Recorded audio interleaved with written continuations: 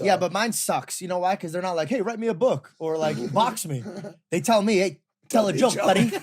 I go, what? I swear to, I was like, ma'am, if I was a doctor, would you want me to perform like a rhinoplasty on you right now? They would. And she was like, she just looked at me like it was part of my joke. She's like, that's not funny. I was like, it's just not supposed to be funny. Like I'm not a joker. And then I remember they're billionaires, and I was like, okay. Hey, I want you to know something. You talked shit to the CEO of. I did, straight to his face. Because he wasn't jokingly. So here's the thing I love and hate about myself.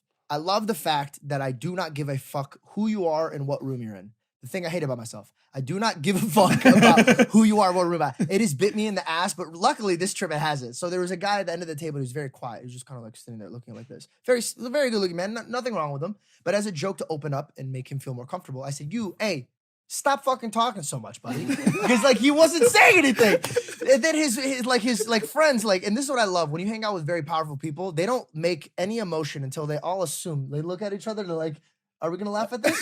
Are we gonna laugh at this? Or should we kill him and drink his blood? And then I was like, no, I'm not a baby. We can't do that here. And they're like, okay, that won't make us younger. So what we'll do is we'll just laugh at you. And he goes, ha ha ha ha ha. I created.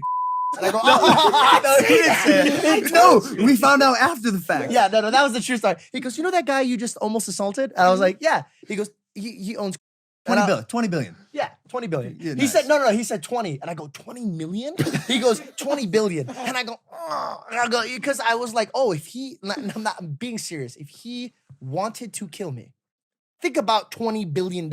I'm a bug to his car. He's like, that comedian guy, I don't like him anymore. His bloodline, get them off. Why did you give him that accent? Because I feel like if you're ever going to kill somebody, you sound like that. You know what I mean? Like, that guy, I don't like him. Get to him. This year was the greatest year of my life because I finally felt like I found who I am. And I know it sounds like really Same. weird. I can see you sinking into your actual say. It's noticeable. It's with a podcast. I know it sounds really cheesy to say because I'm on a podcast. And you guys said this to me on the first debrief. When cameras are on, you stop being yourself. Like it's weird. Like you like become this thing where you want people to like you, which is like very foreign to me. And I think because of the podcast, because every word I say has been held on. Somebody will hold me accountable to it. You know what I mean? Like there's so many things I changed, the way I could like talk. And when I walk into rooms now, I just kind of like, I'm like, let's get to the point. What do I need to do? And how do I do it at the best capability? So when I put that into my life, and I was like, okay, what am I on this earth for? What do I really like to do?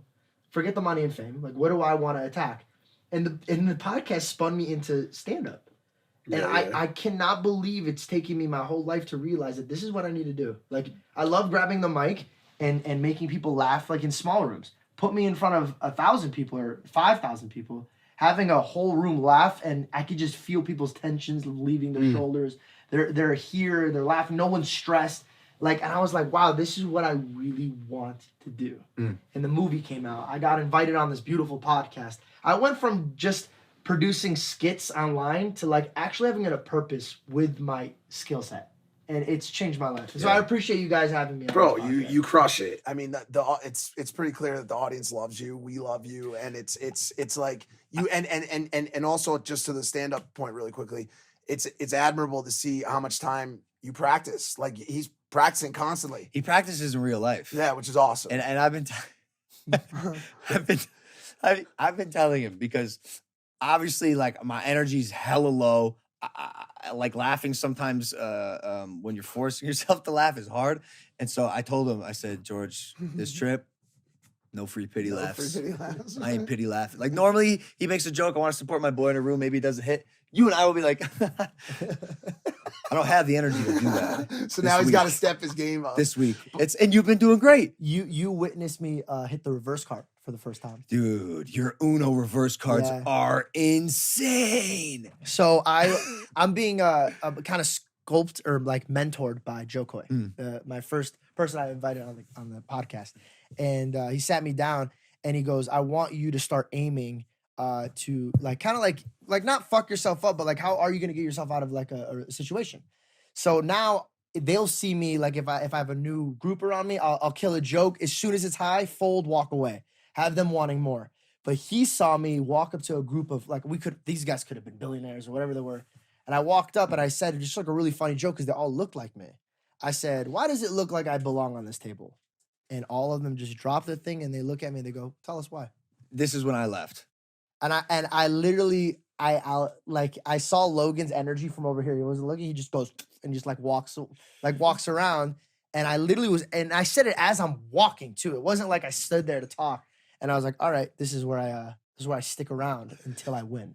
And so I stood there and I looked at him and I go, because they all have a beard with my hairstyle. Yeah. Brown as fuck. Yeah, you weren't wrong. They look like my relatives. But right off the rip, again, this is not the place where you just say shit like that to random people. Yeah. You know? So that's why I was like, I don't want any fucking part of this, dude. And then I hit the fucking river.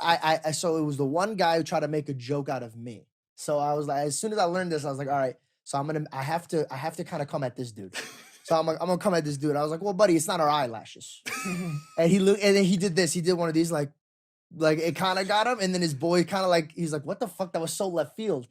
Then I was like, okay, left field jokes work. And I kept hitting the most ridiculous thing until they started laughing. I was like, fuck you guys. And I left. And on the way back, they were like this to me. And Logan's like, how the fuck did that happen? I thought surely it was gonna end you were gonna end bombing.